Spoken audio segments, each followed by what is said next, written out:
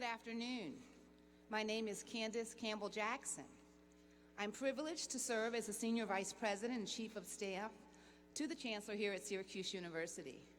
On behalf of Syracuse University, with a joyful heart and a happy spirit, I welcome you to Hendricks Chapel and the installation ceremony for the Reverend Dr. Brian E. Konkol. At this time, I would also like to acknowledge with respect the Onondaga Nation, the indigenous people on whose ancestral lands we now stand or sit. We will open this program in a moment in a glorious fashion that is truly representative of Syracuse University and our students of all faiths who come here from places all around the globe. The procession is going to be led by some of our wonderful international students who have honored us today by their presence and their participation. The processional hymn is Earth and All Stars, played by University organist Andy Laver, and accompanied by Jeff Stockham of the University Brass Ensemble. Please stand as you are able and sing along. The words are located on page 6 in the printed program.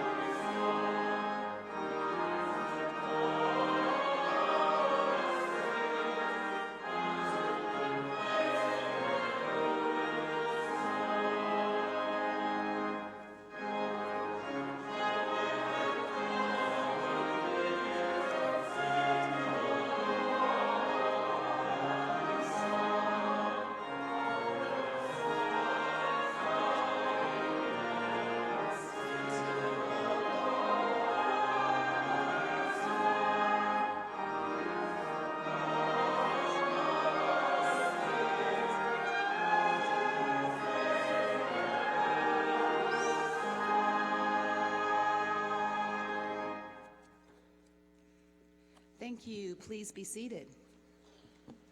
Now I'd like to welcome Regina Jones, Assistant Director of the Syracuse University Office of Multicultural Affairs, who will offer a blessing.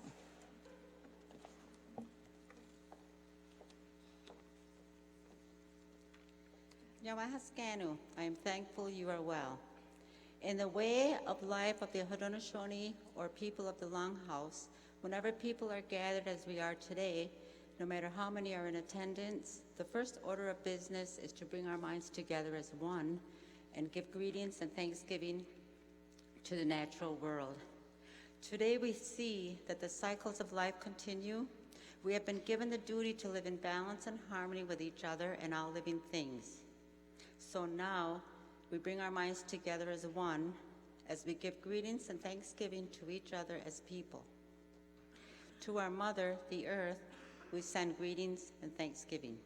We send greetings and thanksgiving to the spirit of water. Now our minds are one. We turn now to the fish and send our greetings and thanksgiving.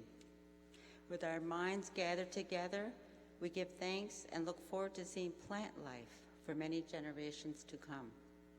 We gather all the plant foods and medicines together as one and send them a greeting and thanksgiving. We send greetings and thanksgiving to all the animal life in the world. We are happy they are still here, and we hope that it always will be so. We now turn our thoughts to the trees. Some provide us with shelter and shade, others with fruit and beauty.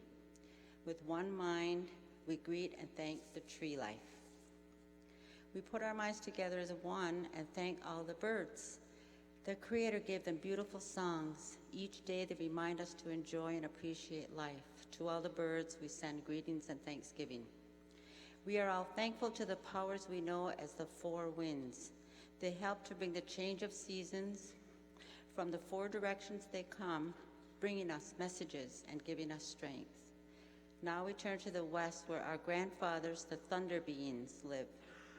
With lightning and thundering voices, they bring with them the water that renews life.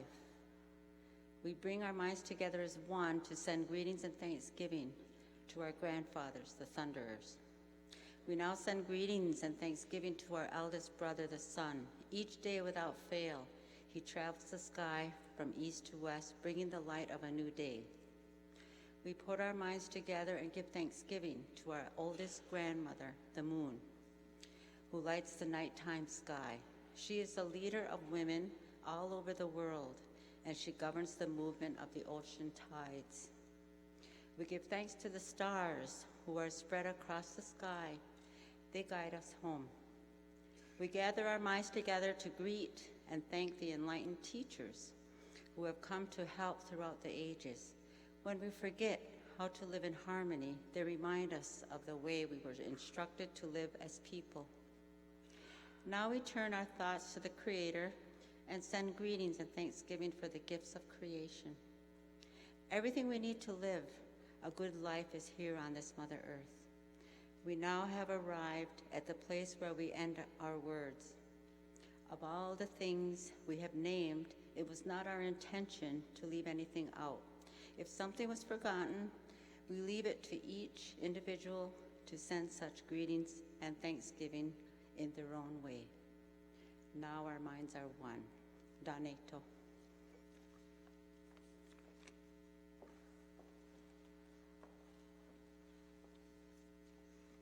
Thank you, Regina, for bringing such a beautiful and meaningful blessing.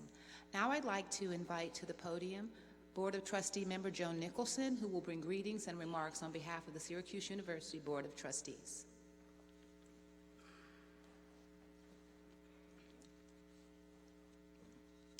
Chancellor Severud, Dr. Chen, distinguished guests, Reverend Konkol, and the Konkol family and friends.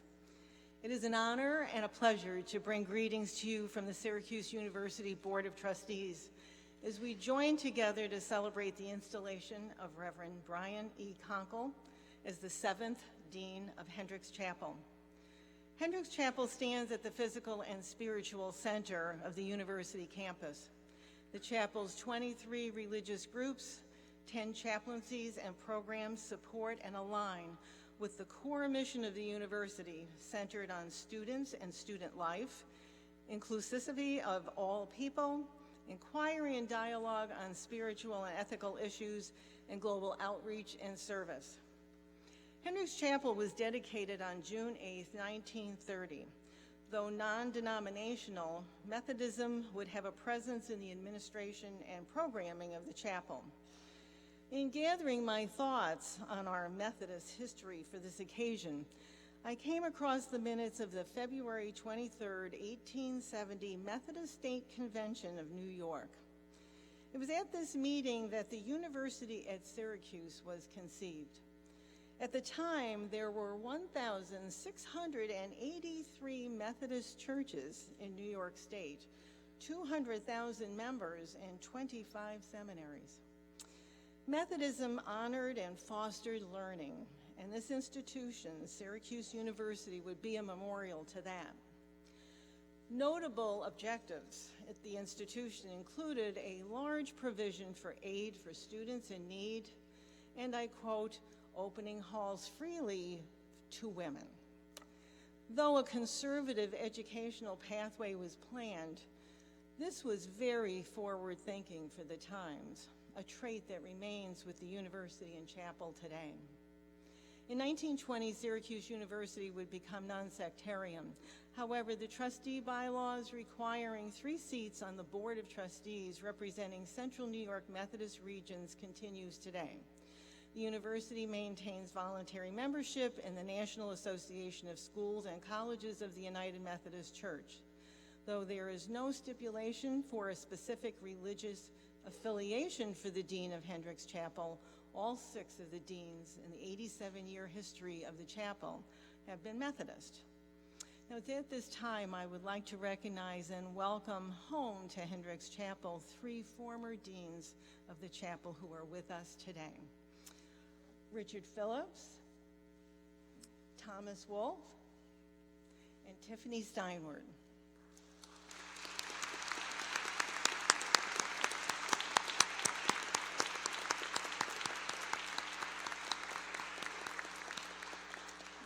Which brings us to today's installation of the 7th Dean, Reverend Brian Konkol, an ordained evangelical Lutheran minister. As a member of the Dean's Search Committee, I first met Reverend Konkol through his resume. Global mission, education in Africa, prolific writer, and leader in the church were my original notes. For his first campus interview, I noted bow tie, flower bud on the lapel, a joyous smile, and an engaging speaker. As a finalist for the position, Reverend Konkol was invited to speak to the chapel community in the Noble Room. He connected to the audience immediately, and it became quite evident to me in that hour that he was going to be our next dean. Today, we celebrate the installation of Reverend Brian Konkol as the 7th Dean of Hendricks Chapel. Since his arrival on campus in late summer, Reverend Konkol has been fully engaged in developing campus programs such as the Sunday evening convocations that support both the chapel's mission and the university's Fast Forward initiatives. On behalf of the Board of Trustees, I would like to officially welcome Dean Konkol and his family to the Syracuse University community. We wish you a long and rewarding tenure as Dean of Hendricks Chapel.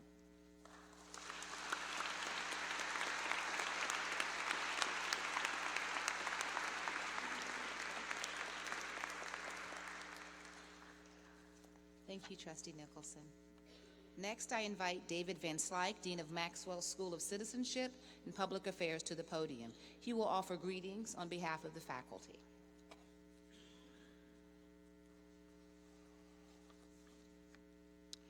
Reverend Konkol arrives on campus with a message akin to that which the Apostle Paul wrote to the church at Thessalonica in his epistle from Corinth.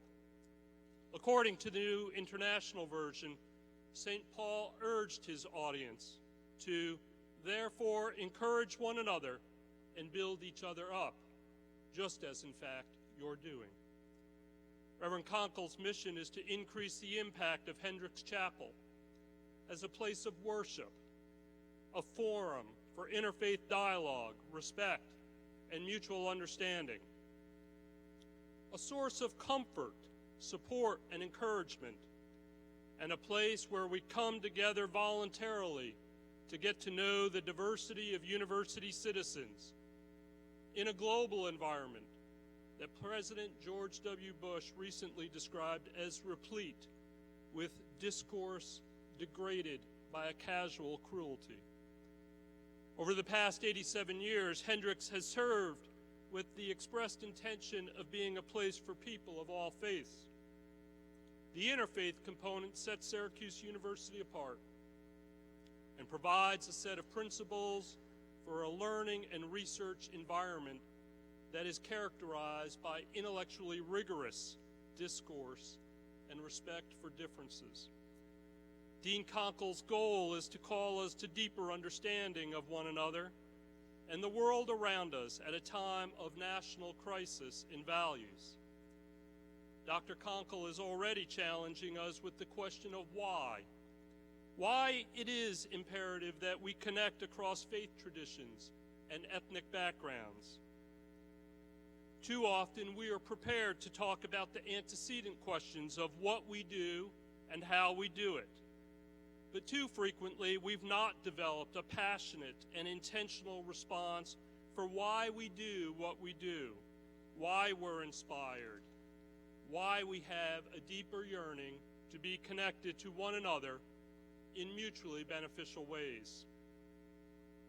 Having the privilege of serving on the search committee for a new dean of Hendricks Chapel was truly a wonderful one university experience. The committee was diverse and involved leaders from the community, the chapel, and the university. We had the great honor of hearing a diverse group of candidates, all leaders with a deep commitment to interfaith engagement and spiritual development. But Dr. Konkol stood out on so many levels.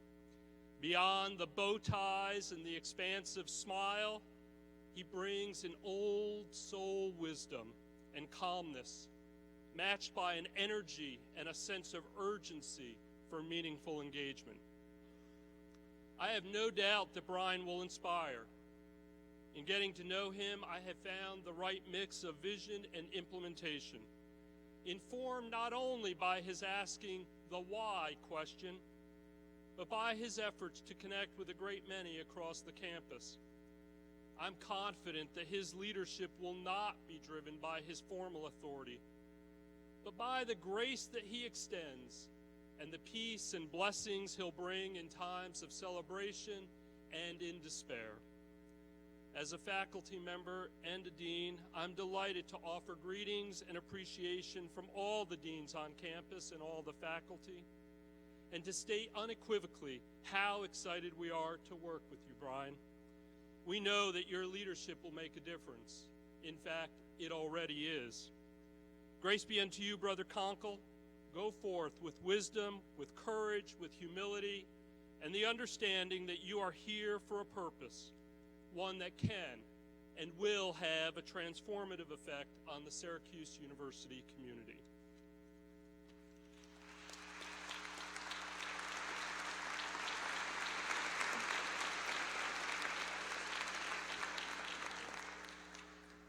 Thank you, Dean Van Slyke. And now the Hendricks Chapel Choir will sing Spiritus Sanctus, written by Daniel Brinsmead.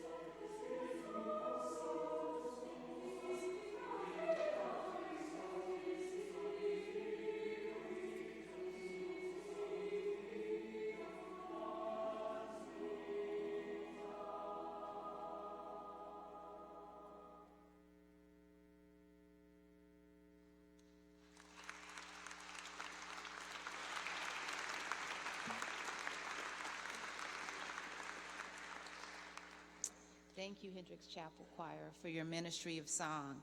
I think we all needed that, so thank you.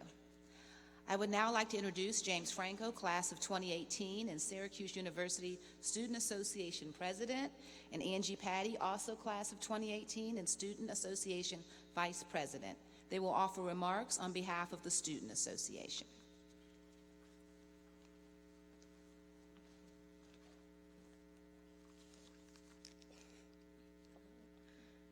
Good afternoon. Thank you for joining us on this special and celebratory day. My name is Angie Patty, and this is James Franco, and we are honored to be the Vice President and President of Student Association. James and I first met Reverend Dean Konkol during our training as orientation leaders. There we were, preparing for the arrival of thousands of first years to take over the gray bins at BBB, when we were greeted with the most colorful smile, personality, and bow tie we had ever seen. Dean Konkol made the room full of 44 orientation leaders, also known as the loudest room on campus, silent. His words were captivating. His electric aura was energizing. He brought a distinct sense of joy, comfortability, and love to the room. We have adored him ever since, and as you can imagine, it's an unparalleled honor to be speaking here today to officially welcome him to our Orange family. During a meeting last week, Dean Konkol expressed that he's often met with the question, what does the Dean of Hendricks Chapel do? His answer is complicated, yet his answer is simple. He refers to himself as the Dean of Connectivity. In a world that we may often feel lacks connectivity, even though arguably we are technologically more connected than ever before, Dean Konkol is the type of person who makes you stop, think, and reflect on how you are connected to the world around you and how you can use this connectivity to benefit your community and allow your community to benefit you. For this reason and so many others, we admire and are inspired by Dean Konkol. His worldview inspires us. He travels to learn, to help, and to disseminate information about his diverse experiences to create a better understanding of our beautifully dynamic world. His views on spirituality inspire us. He recognizes and admires the multidimensional and continuously changing nature of spirituality, especially at Syracuse University. We're also pretty inspired that he had a tailgate for his own installation, which we think is a pretty awesome move. The burgers were awesome, just to say. I had 2 before my history class.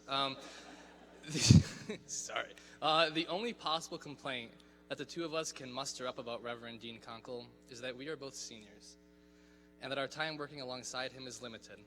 We wish he came into our lives sooner, but we are so honored to have him as the new Dean of Hendricks Chapel. We cannot wait to see what he does for students, for Syracuse University, and for this world. On behalf of the student body, welcome to the family, and as always, go Orange.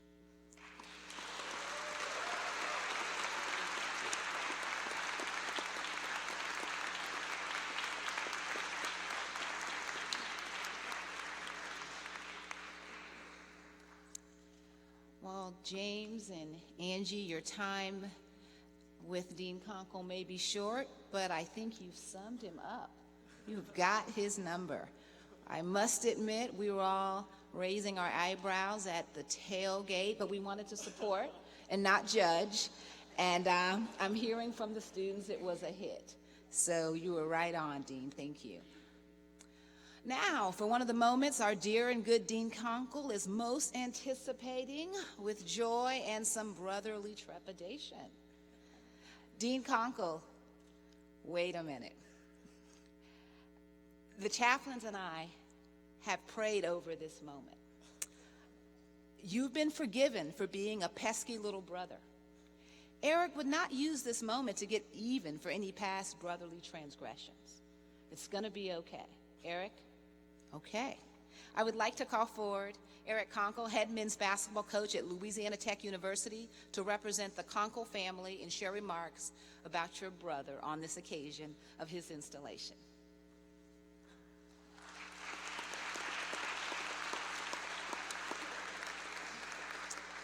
Thank you. I'm thrilled to be here at Syracuse University in this historical and beautiful Hendricks Chapel on this special day. And I couldn't be more honored that Brian asked me to speak today As you all know, my brother has a vast and diverse social and professional network and could have chosen any one of a number of wonderful friends, family members, colleagues, and mentors, but I guess sharing bunk beds for 16 years does mean something. Brian and I grew up in a household where hard work and a commitment to education was expected, and all three of us kids were encouraged to chase our various dreams, to do our small part in making the world a better place. Brian has certainly done that, and he will undoubtedly continue to do that, and on behalf of our family and friends, we couldn't be more proud. Growing up together, I would have guessed many career paths for Brian. Athlete, artist, lawyer, comedian, and there was one small time where we thought that he would get in the ice cream business due to his love of sweets as a child. I did, however, absolutely know that whatever Brian chose to do, he would excel. First, Brian has remarkable passion. When he loves something, he's all in, 100%. At 10 years old, Brian was at a stage where he loved professional wrestling. Sounds like many of you did too. An event was coming to our area, small town, rural Wisconsin, and so our local radio station was promoting it, and Brian was so captivated by it coming, he called the station, wanted to give his thoughts on the upcoming matches. He got on the air, and the knowledge impressed the host so much he was asked to come in the next Saturday for a 4-hour time slot. And Brian proceeded to analyze the strengths and weaknesses of Macho Man Randy Savage in The Ultimate Warrior. Like I said, 100% all in. Second, Brian truly loves people. He has friends from all over the world, ranging in nearly every way that humans can be different. Brian has been a pastor in South America. He's been a mission coordinator and teacher in South Africa, a chaplain and scholar at a liberal arts college in Minnesota. He's been a teammate. He's played college basketball as well as baseball and ran cross country in high school. He's been in the band. He's been in the choir. And of course, he's a father, a husband, and a trusted friend. Third, Brian has tremendous grit. He is committed. He is relentless in the pursuit of excellence, and he can make lemons out of lemonade. I should say the other way around. He's earned his Ph.D. He's run marathons. He's a prolific writer. He can play the trumpet, the piano, the guitar. He's recently learned how to brew his own beer, hence the tailgate. And for the record, he does know how to shovel large amounts of snow. He is focused. Brian was moved up to the varsity basketball team about 6 games into his freshman year of high school. We got to be teammates. His first game on the road in a rather hostile environment, he was heckled right away during warm-ups. "Number 30, you look like a baby. How old are you, 10? Brian proceeded to enter the game and right away buried a few three-point shots from the wing. And to this day, he's one of the leading scorers in the history of our high school. There's much more I could say about Brian, but for his sake, I will not share it all. But I will conclude with this. I've known Brian since the day he was born, and I know when he has fallen in love. And I can tell you that he has fallen in love with this chapel and this university. Brian, congratulations on this opportunity and God's blessing on this responsibility. And to all of Syracuse University, thank you for welcoming the Konkol family into yours. Thank you very much.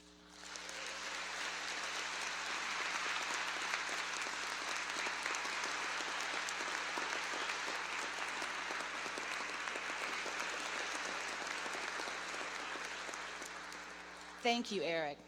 Ryan, we didn't get to see the whole speech, so we'll talk about the wrestling later. I now ask the audience to stand if you're able and join us in singing, "This House Shall Be a House of Prayer for All." The words are in your program.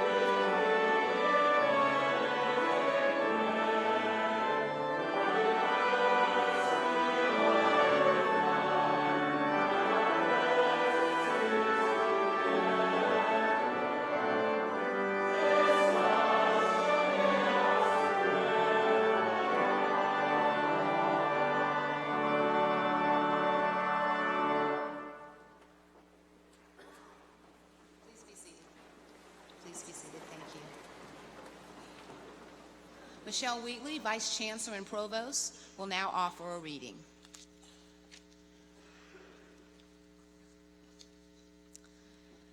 A reading from the 11th chapter of Luke's Gospel, verses 1 through 4, and I'm reading from the New Revised Standard Version. He was praying in a certain place, and after he had finished, one of his disciples said to him, "Lord, teach us to pray, as John taught his disciples."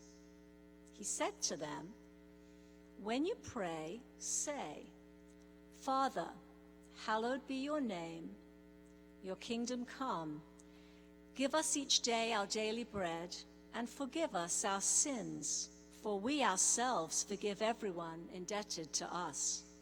And do not bring us to the time of trial.'" Here ends the reading.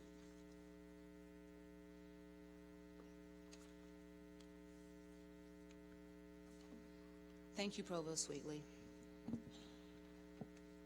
The chaplains of Hendricks Chapel will now offer a ritual of welcome.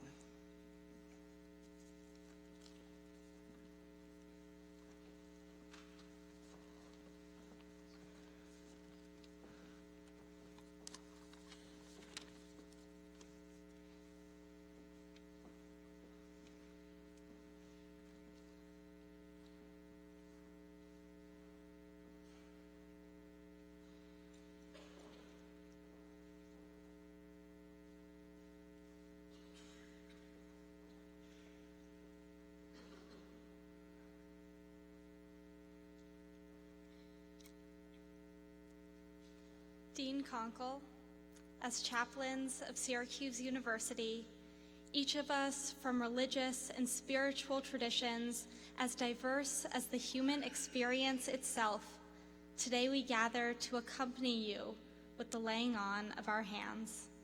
I ask that the chaplains please step forward. Dean Konkol, we accompany you this day. May your mind be on fire with wonder and wisdom. May your heart be aflame with love for this life. May your hands be ignited with purpose, and may your spirit be aglow with courage and compassion. Chaplains, please repeat after me. We accompany you. You accompany us. May our lives unfold with joy.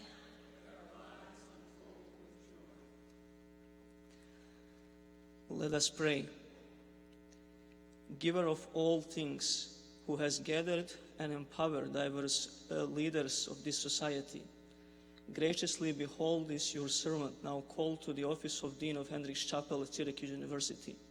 We ask that you fill him with your truth and grace. We ask that you provide him with your compassion and strength, that by both word and deed he may faithfully serve you in this office for the benefit of life and learning, and for the well-being of all in society. We entrust him to service. Amen.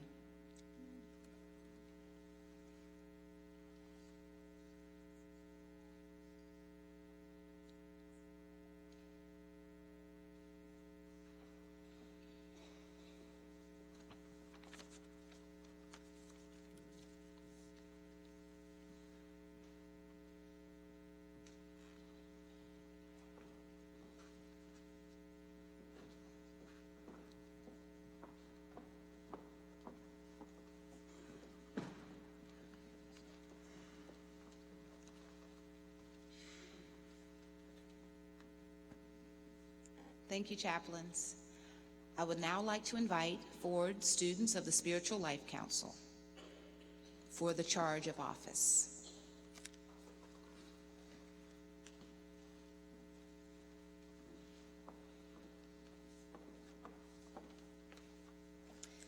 The Reverend Dr. Brian Konkol, we trust that you're aware of the duties into which you're now being called. In order that we may know of your mind and motivations, will you now accept the responsibilities of the office of Dean of Hendricks Chapel at Syracuse University? If so, answer yes, I will. Yes,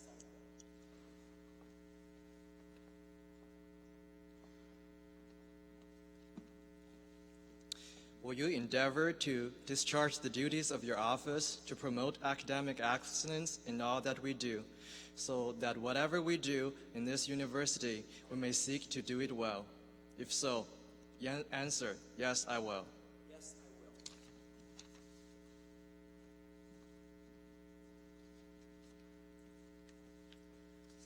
I will. Will you endeavor to discharge the duties of your office to guide, support, and challenge the student body to take full advantage of a Syracuse University education? If so, answer, yes, I will. Yes, I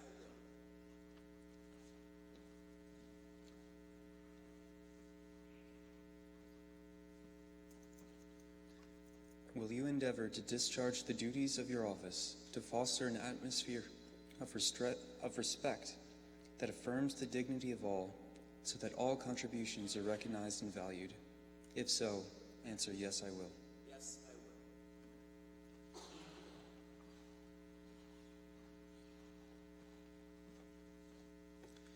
will. Will you endeavor to discharge the duties of your office to ensure that Syracuse University remains a place where leaders are developed for lifelong learning? If so, answer, yes, I will. Yes, I will. Brian Konkol, by authority of the Board of Trustees of Syracuse University, I now confer upon you the title of Dean of Hendricks Chapel and endow you with all the rights and the responsibilities of that position. Congratulations.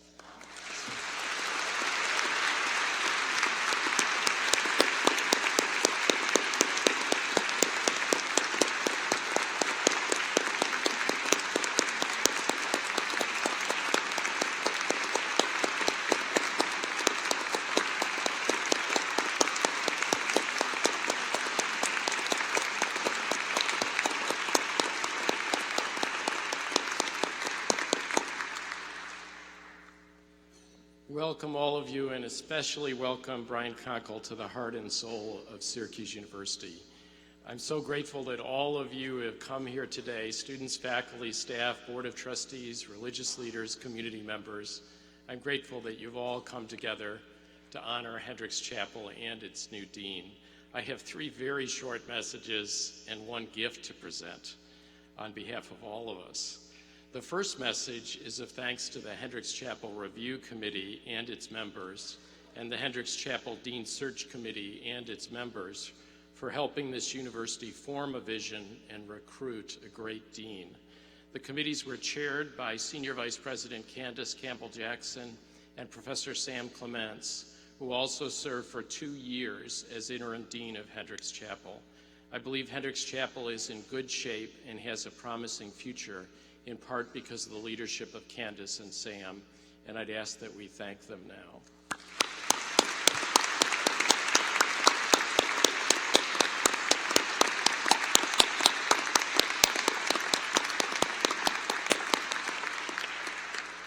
My second message is a harder one to share.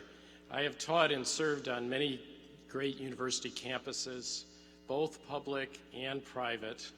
On one of them, a great private university, there is a beautiful Gothic chapel at the center of its campus, complete with a beautiful organ, seating for many hundreds of people, and remarkable acoustics. That chapel today is a building. It is an event space. It is a really nice venue for a concert, a lecture, and occasionally for a fundraising rally. There is little staff, there is no dean, and almost no religious or spiritual soul to it. And there are some at that university who are comfortable with this.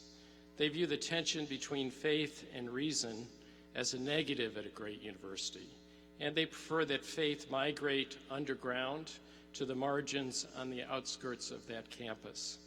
Some indeed would prefer that religious faith atrophy away, as some critics claim it is doing in the mainline Protestant churches that have founded so many great universities, including this one. There are a few on this campus who feel the same way, and I respect them greatly. And in particular, I respect the clear-eyed pursuit of truth that often animates their views. But my hard message is this: the vision of the review committee and of the search committee for the dean is not that vision.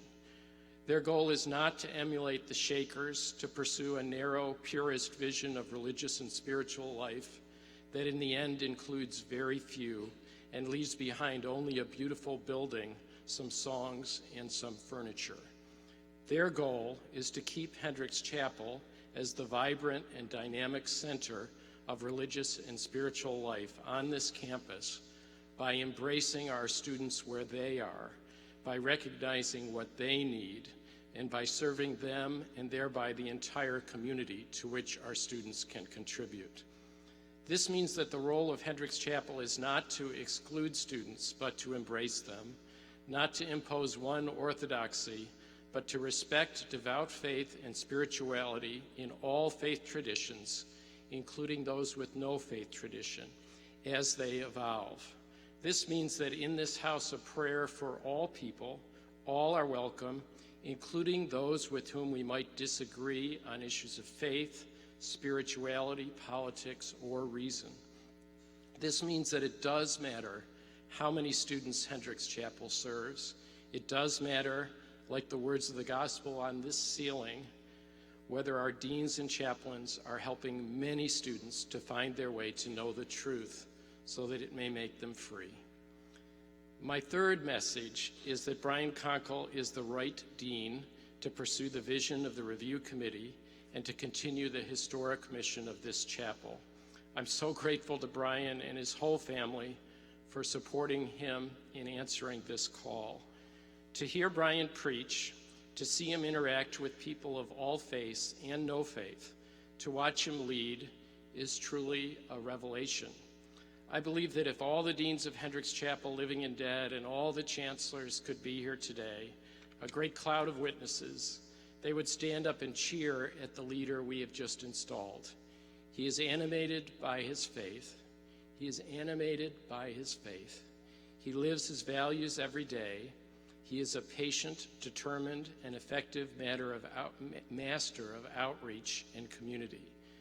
Dean Konkol will reach so many here in so many ways by going to them rather than by expecting them to come to him. I'm therefore pleased today to confirm that Dean Konkol, like the first 5 deans of Hendricks Chapel, will report directly to the chancellor at Syracuse University, and like all 6 of his predecessors, will serve as a key leader on this campus. So what do we give such a dean? The first Lutheran to lead in this role. After a lot of thought and some good counsel from our talented professional librarians and from Dean Luke Powery of the Duke University Chapel, we have selected this book, and it's a huge one and a heavy one. Ugh. This is just the cover, the case, the box for it. 500 years ago this month, there was another about-to-be Lutheran pastor, the first Lutheran pastor, who believed that ideas should be discussed and uncomfortable truths debated, and that they should be accessible not just to a small set of the hierarchy, but to the people. He translated the Bible from Latin into the vernacular, the language of the common people, in his case, German, and he started the Reformation. He was, of course, Martin Luther, and this is his Bible, or at least about the most famous of its many editions, the 1725 Nuremberg Bible, which has woodcut drawings and a very famous portrait of Martin Luther in it. Dean Konkol, I don't think we're looking for another Reformation here. But we are looking for a flowering of faith and spirituality and reason in these polarized times. With this gift from your own faith, we are embracing you, but more, we are embracing your belief that we should embrace others and give them the freedom to embrace their own faith and their own beliefs, whatever they are, and that we should learn from each other. It's a heavy book. It's a heavy responsibility. You are up to it. Congratulations.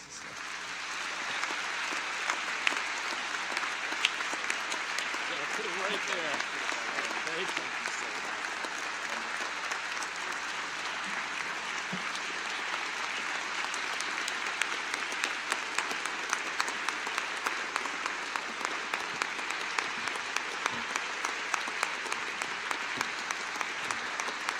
so much. Thank you. Please, thank you. Thank you, please. There is no place I'd rather be. There are no people I would rather be with. In fact, at this point, after the music, after such kind words, after my brother going easy on me, and after a gift, I'm relatively convinced now that the pearly gates of heaven must be painted with orange. So we got that covered. This is really a wonderful day, and it's wonderful because happiness and joy is most multiplied when it's divided and distributed with others. So thank you. Thank you, thank you, thank you, thank you. It's truly a joy to share such a meaningful moment together. Chancellor Severud and Dr. Chen, Provost Wheatley, members of the Board of Trustees, faculty, administrators, staff, colleagues on the executive team, Chancellor's Council, University Leadership Team, members of the Hendricks Chapel Advisory Board, chaplains, former deans of this chapel, students, family, friends, to all gathered. I see God in, I experience God through, and I thank God for each and every one of you. Yet I do here at the onset wish to offer a very special word of gratitude to a very special group of very special people. To my wife, Kristen, our children, Kaya and Toby, I love you so much. You three are the song that makes my life sing. You are the reason that I am able to resemble anything remotely good.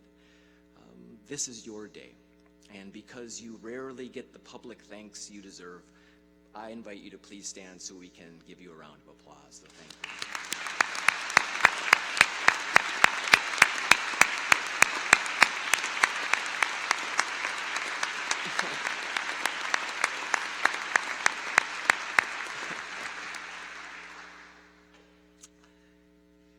I'm reminded that my path to this podium is a winding one. It includes South America, South Africa, and even southern Minnesota.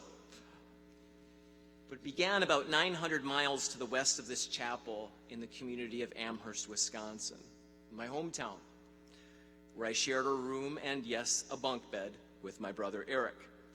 For the record, I had the top bunk until, of course, I kept falling off. And Eric mercifully offered me the bottom for a safer and softer landing. My older brother has never stopped looking out for me. Thank you, Eric, so much for being here. It's also a delight to welcome my parents, George and Judy, who are loving their visit here to central New York. Syracuse is a significant weather upgrade from where I was living in Minnesota. So like so many gathered here, no words can possibly express the impact of those who raise us. So I do want to say to my parents, I am so blessed to be your kid. This is your day, and you also rarely get the public thanks you deserve. So I would like you to stand as well so we can recognize you.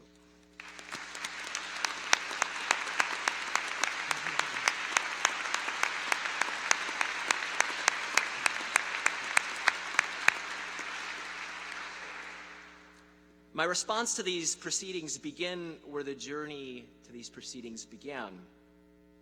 2 hours north of Madison, 90 minutes west of Green Bay, Amherst, Wisconsin is a home for roughly 1,000 people, 5 churches, and about 8 locally owned bars. Nestled alongside the picturesque Tomorrow River, this historic and quirky town in the heart of the Dairy State has an eclectic coffee shop, the nation's longest-running renewable energy fair, and a single 4-way intersection. No stoplights. My high school graduation class included 55 students. I, of course, proudly affirmed on my college application essay that I was on track to finish in the top 20 of my high school graduation class. There's much one could share about growing up where I did, but one of the things that's important to share are the habits that were so carefully and culturally cultivated. Habits. The Friday night fish fry at the local supper club, the phenomenon of packing both shorts and winter coats for vacation, and of course wearing large pieces of plastic cheese on our heads to cheer on our favorite football team. Habits. Holding doors open for others, saying hello and waving to others on rustic country roads, being disciplined by anyone's parents at any given time for any given reason.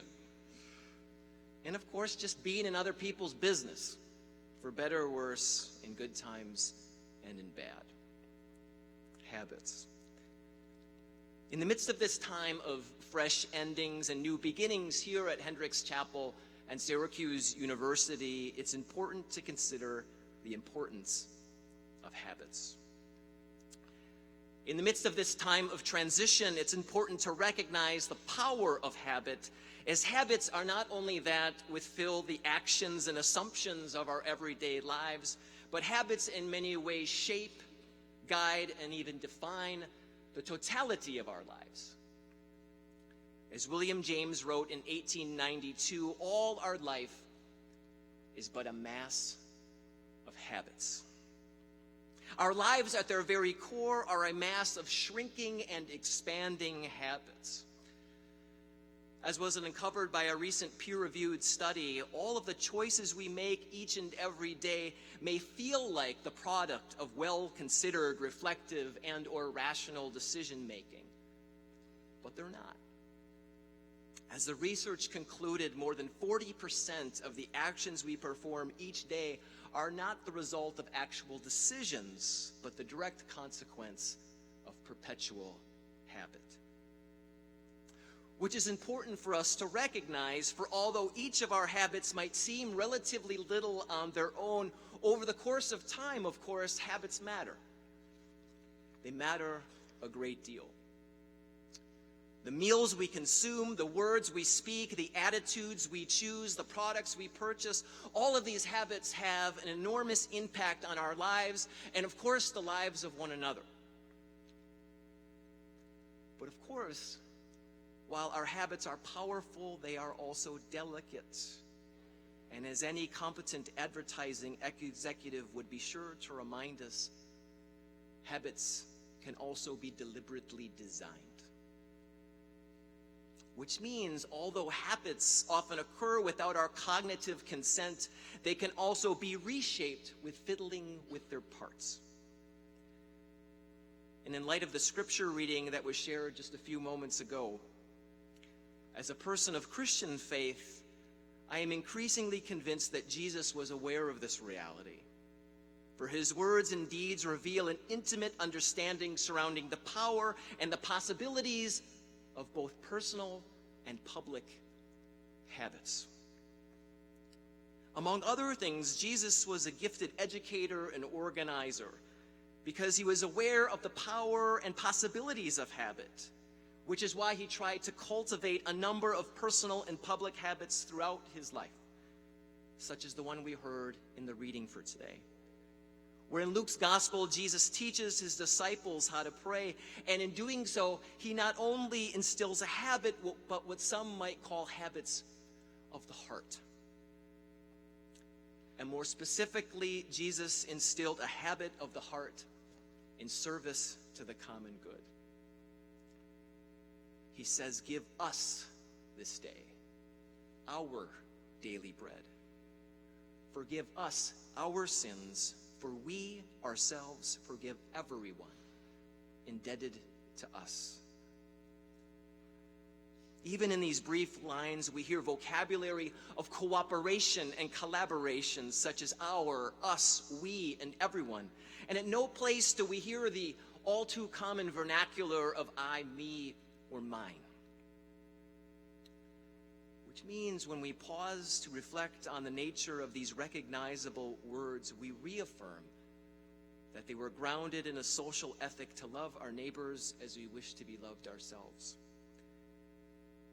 Which means each and every time such a prayer is prayed, the utterance is intended to be good news for all people, regardless of religious, spiritual, and philosophical identity. As such a personal declaration is ultimately a public proclamation to create and build habits of the heart in service to the common good. And this, at its core, is what I believe the habits of Hendricks Chapel are about. The history, the community, and yes, the opportunity of Hendricks Chapel here at Syracuse University leads us directly into the habits of the heart in service to the common good. Originating thousands of years ago in the writings of Aristotle, Plato, Cicero, the common good is a notion that is central to the identity of this chapel, and might I argue is critical to our collective efforts in higher education. The contemporary ethicist John Rawls defines the common good as certain general conditions that are equally to everyone's advantage. The Catholic social teaching tradition possesses a long history of commitment to such collective aims. The Jewish tradition speaks of tikkun olam, and the Muslim tradition of maslaha. A diversity of traditions from Buddhism to Hinduism to Confucianism to Sikhism to various segments of secular humanism, each from their own roots recognizes that the reach of a common good includes social systems, institutions, and a curated culture that benefits the whole person for the good of all people. For despite our wide arrangement of religious divisions and spiritual distinctions, the common good reminds us that if you want to go fast, go alone. But if you want to go far, go together. One might argue that being equipped with habits of the heart in service to the common good is not only a standard of excellence for holistic education at this university, but these commitments are benchmarks for living into the fullness of life in our increasingly diverse communities. But thankfully, here at Syracuse University, you already know this. You already know this because this is who you are. So we gather this afternoon at the heart of campus. We do so with the full recognition that we need each other to become ourselves. From its Methodist roots to its interfaith reach, Syracuse University has a commitment to the common good embedded in its mission, ingrained in its vision, integrated into its values, and instilled in its identity. This is why we are who we are. This is why we have athletes that are willing to give of themselves for the sake of a greater cause. It's called teamwork. This is why we have musicians that recognize, appreciate, and incorporate the diverse sounds of one another. It's called an ensemble. This is why we gather around free food and free frisbees during the first week of November on the quad before a Hendricks Chapel installation service. It's called a tailgate. This is why we have artists that affirm the relationship and intersections of all forms of expression. This is why we have researchers who explore with wonder and curiosity. This is why we have teachers and scholars seeking to ask the questions that are large enough to be afraid of. This is why we have activists and intellectuals that hold us accountable. This is why people from across the country and the world come to this university at the top of a hill. It's not for the weather, but it's to learn, it's to live, and to expand knowledge through the opportunity to be orange together. Not to receive a ticket to an entry-level job, but to be propelled to an extraordinary life. And at the heart of it all, is a home for all faiths and a place for all people, Hendricks Chapel.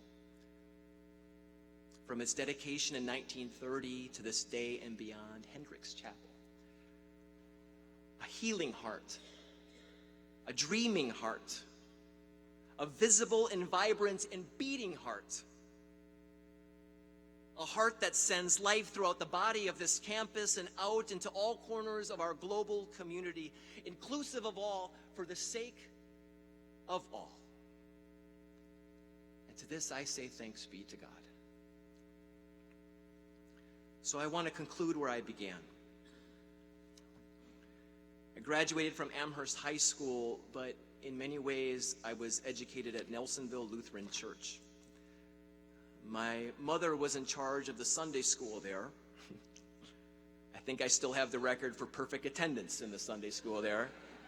I got you on that one, Eric.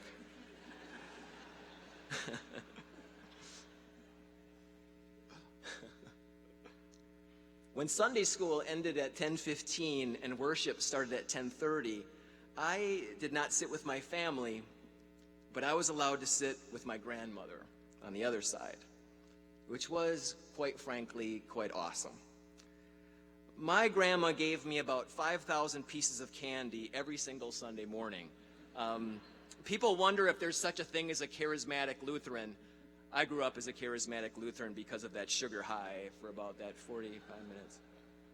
My grandmother let me spend the far majority of the worship service drawing pictures on the worship bulletin, renditions which were inspired by my adolescent impressions of Saturday Night Live from a few hours before. It was not a pretty sight, neither the drawings or myself. But every Sunday morning, there were 2 minutes out of the 60 when I was required by Grandma to offer my utmost attention to the liturgical rhythm of worship. For 2 minutes, I had to put down my pencil and paper, contain my sugar high, and give all that I was to that which was taking place around me. And that 2 minutes was the Lord's Prayer. My grandmother passed away about a year ago to this day, just before would have been her 100th birthday. To help lead her funeral was one of the great honors of my life. I do hope that she is proud. And just before she died, I went to visit her. And while our conversation was difficult due to her quickly failing body and faltering memory, in a moment of clarity, I asked her why she allowed me to be so negligent for those 58 minutes of those worship services in Nelsonville. And she said, because she knew that for the other 2, I would learn the Lord's Prayer. She told me that those 2 minutes was worth the other 58, because I was being taught a habit that she believed to her core would eventually not only change the way I behaved on Sunday mornings, but a habit that would ultimately alter how I would try, to the best of my ability, to serve the our, the us, the we, and the everyone of our world, each and every day of my life. My grandma, parent of 8 children, grandmother to 20, great-grandmother to 44, and great-great-grandmother to 32. She took "be fruitful and multiply" very seriously.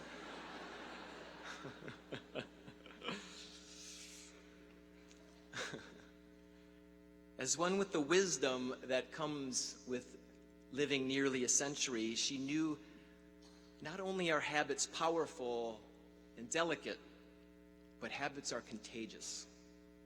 And more often than not, our habits live on much longer than ourselves. And the common good extends to those who came before us, as well as to those who will come after us. So here at Hendricks Chapel and throughout Syracuse University and beyond, my promise to each and every one of you is, through the strength of our history, the support of this community, and the courage to embrace this awesome opportunity, we will build habits of the heart in service to the common good. From our roots to our reach, inclusive of all, for the sake of all, we will undertake an understanding that we're all in this together. We'll acquire an appreciation for diversity and inclusion. We'll advance an ability to embrace both paradox and ambiguity.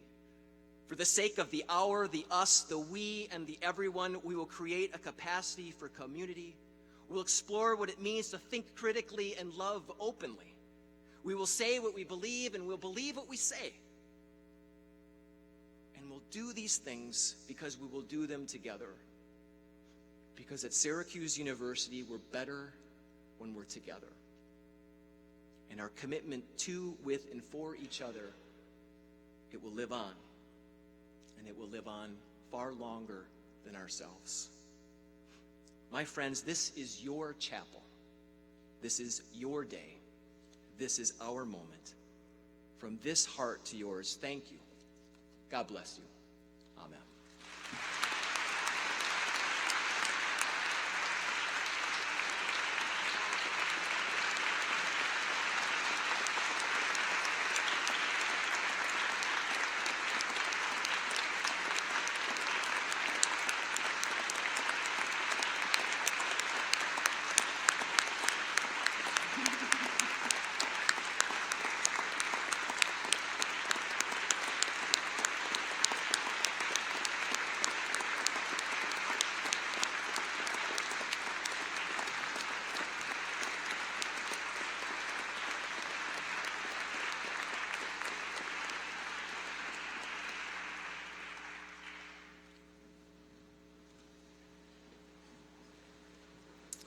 Thank you, Dean Konkol. We welcome you officially to the Syracuse community and look forward to the great things that you will accomplish. We are so inspired by your teaching and your preaching, your leadership, your friendship. 2 new points today, your love of wrestling and your perfect attendance at Sunday school. No surprise there. We are honored to have you as our dean. Next, I'd like to invite the choir to sing Holo Nolo Fastas. Thank you.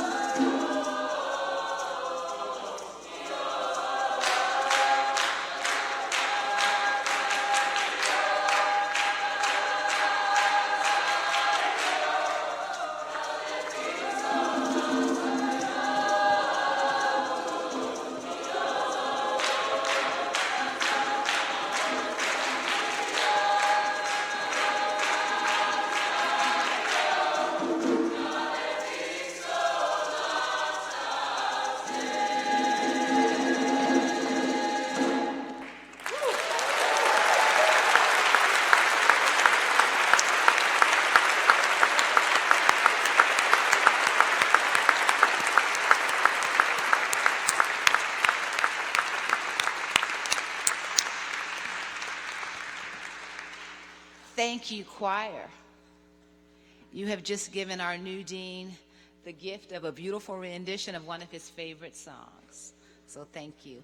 I'd now like to take a moment to thank everyone who was involved in the planning of this wonderful event.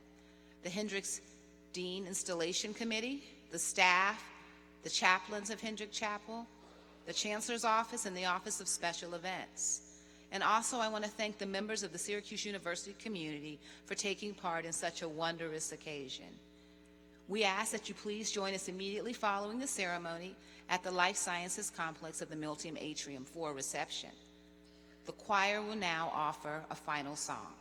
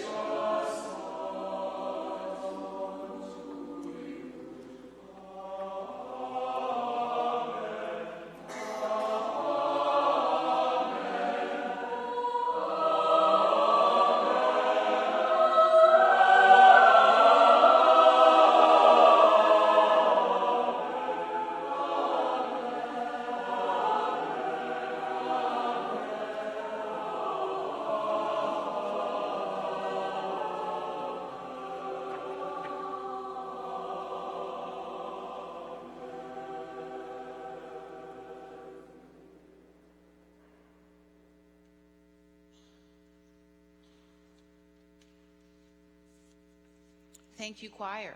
This concludes our ceremony. Please stand if you are able and remain standing until the end of the recessional.